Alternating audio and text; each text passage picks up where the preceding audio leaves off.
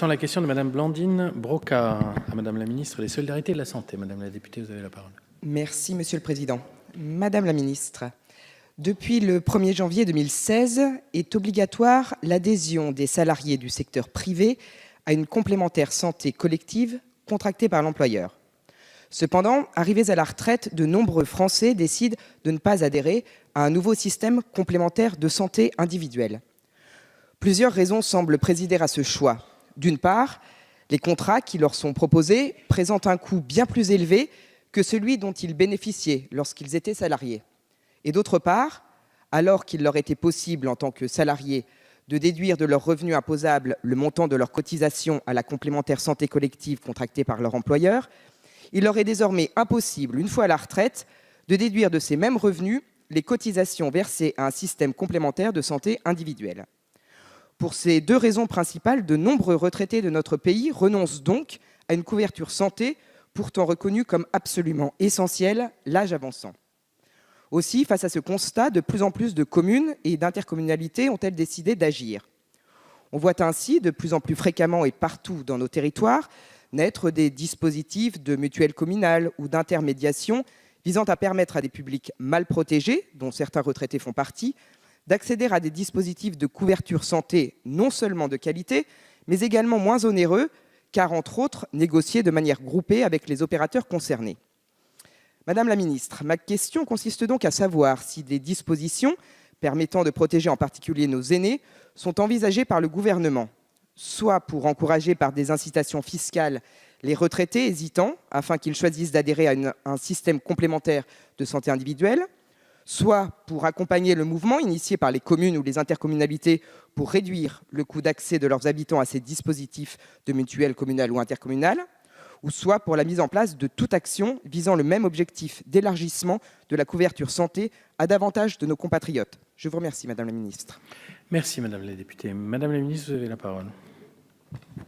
Merci, Monsieur le Président, Mesdames et Messieurs les députés. Madame la députée Blandine Brocard, je vous remercie pour votre question et je tiens à vous assurer que le gouvernement a particulièrement conscience des difficultés que peuvent rencontrer les retraités pour accéder à une complémentaire santé abordable. Pour les retraités les plus modestes, l'aide à la complémentaire santé permet aujourd'hui de bénéficier d'une aide au financement sur des contrats sélectionnés. Ce soutien est important puisqu'elle permet de tenir compte de l'augmentation des primes avec l'âge. Par ailleurs, pour les anciens salariés du secteur privé, le décret du 21 mars 2017 relatif à l'application de l'article 4 de la loi du 31 décembre 1989, qui renforce les garanties offertes aux personnes assurées contre certains risques, a permis de lisser les 3 premières années postérieures à la fin de l'emploi dans l'entreprise l'augmentation tarifaire subie par les assurés au moment de leur départ à la retraite.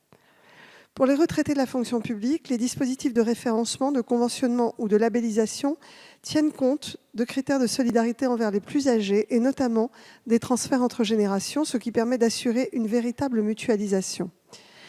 Un dispositif de déduction fiscale, tel que vous le proposez, ne permettrait néanmoins pas de cibler efficacement les personnes âgées les plus modestes, car celles-ci sont en général non imposables. Soyez assurés que le gouvernement porte une attention particulière à l'accès à une complémentaire santé pour les personnes âgées les plus modestes. Les mutuelles communales instaurées par certaines communes auxquelles vous faites référence permettent aussi de faciliter l'accès de la population de leur ressort à une complémentaire santé. Néanmoins, au-delà de ces initiatives, c'est une action d'ensemble qui est nécessaire pour favoriser l'accès aux soins de l'ensemble des Français. Nous conduisons donc une approche globale sur le coût des soins et sur leur prise en charge par les complémentaires santé. L'approche retenue par le gouvernement est conforme à l'engagement du président de la République de permettre l'accès aux soins dentaires, d'aide auditive et d'optique avec un reste à charge nul. Les personnes âgées sont particulièrement concernées par cette mesure, en particulier, mais pas seulement en ce qui concerne les prothèses auditives. Et cette action résolue permettra ainsi, notamment pour les personnes âgées, un meilleur accès aux soins. Je vous remercie.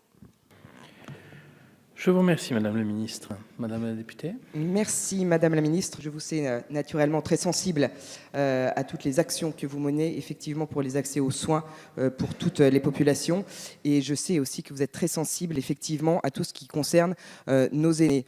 Je tiens cependant à rajouter le fait que ce serait effectivement un marqueur fort. Nos retraités actuellement, une certaine partie d'entre eux ont l'impression qu'ils sont les seuls effectivement à qui on demande de faire des efforts.